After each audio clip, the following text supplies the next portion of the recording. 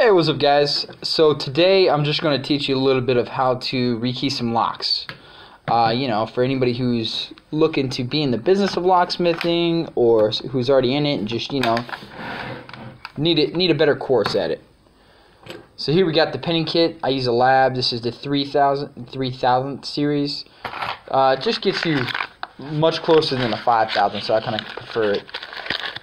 So here we go. We got the Mortise lock, which is right there. It's a 1-inch, and it's a quick set keyway, or the KS, or the KW1, or the 1172.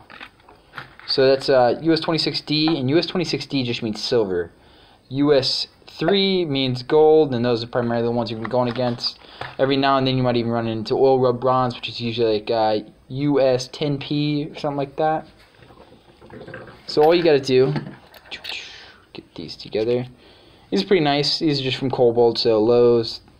Really easy to find, and then you can always turn it around, and you got yourself something to take out the Mortise lock from the actual door.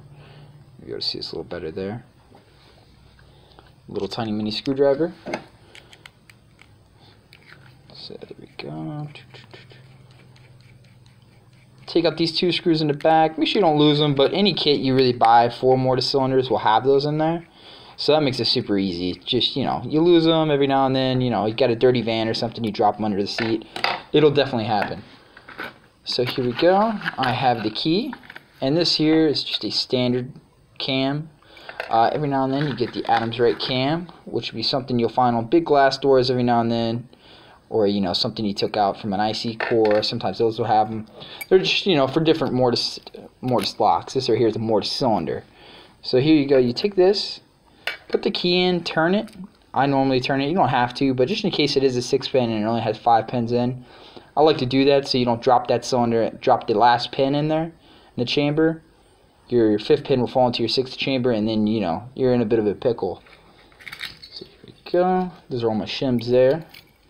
So take this, have a follower, and put the follower through, and there you go. 31442. I'm not sure if you can read that. A little bit better there. 31442. Kind of see that there. So just dump those out, and say this right here is your key you're wanting to change it to. So you just dumped out all the old pins. Put this one in here, 31442. Now for a quick set, your 3 is going to be a 219. This one's a little old here.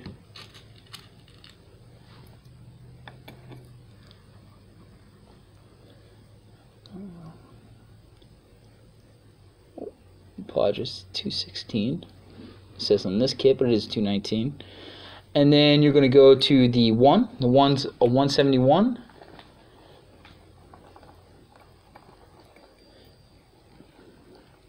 Your 4 is going to be a 240 on that one. For a quick set, 240, 4.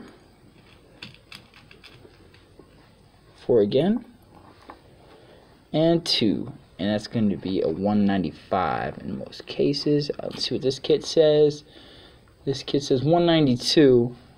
I guess they have updated kits now. This one look pretty deep to me. Maybe this key is off here, so I'm going to make the 3 a 4 as well. You really don't want to deviate and take anything off the standard, but it does kind of happen if you buy, jankety locks or something like that. So this is in between, and I really don't like to mess with keys like that. This is a thumb turn here. But it does happen from time to time. So let's go ahead and we'll throw you in a real life situation here. So this is going to try a 234, see what that tries like. Hits the shear line just right. That's what you want. The 1 looks a little deep too, if you ask me. So I'm going to probably go up to a 177 here. 177 is in there. Still looks a little deep. This key was way off, if you ask me. But again, you always want to put it to a factory key. In this situation, I'm just changing it up a little bit just so it works, right? But you always want it to be, so if it does say 31442, you want to make sure you're just using a regular 3-pin, so 219, regular 1-pin, 171, a 4 and a 4, those are both going to be 240s, and a 2, which is going to be 195. You always want to be using those correct pins, because just in case someone comes behind you and they have to make a key for the lock and they're using their HPC 1200, they'll be able to make that key. Otherwise, they're just going to be up a crazy creek and be doing the same kind of stuff you're doing and making janky keys, and you don't want to do that. You don't want to do that as a locksmith or do that to other locksmiths, because it really does. It makes people undervalue your work. They think you don't know what you're doing. So this case, it's an exception just because I'm making a video. But anytime else, just you know, really look into that. Look into doing everything right. Make sure you take your time, make your customers happy, and make you happy, and it'll definitely make your boss happy. So let's see, this 2, let's try that 195 again real quick. I'm pretty sure that was too deep, so let's try a 204 actually. 204. 204 is right about, just probably about 3 thousandths off, so we'll put it in at 207 for that. 207 looks good. And so your shear line, that's what you're really looking for to get that perfectly flush. And your shear line is going to be the top, and they call it a shear line because your top pins and your bottom pins, that's right where they're going to split. And that's got to line up perfectly with the top of your cylinder, or else this key's not going to spin. It doesn't matter if you're kind of close, it's still not going to. So again, take this, push that on through here, put it in, and turn. Good to go there. And you know, if you are working on somebody else's locks, what I always suggest, spraying these locks, it makes them work so much better. And you know, it's just your customers enjoy it. They like to see you doing a little extra work, and you can always do it for free. Or, you know, if it's something really bad and you just show up, you'll just show up to a service call and you'll do it, and you'll make an easy $60 service call. There we go. Nice and smooth.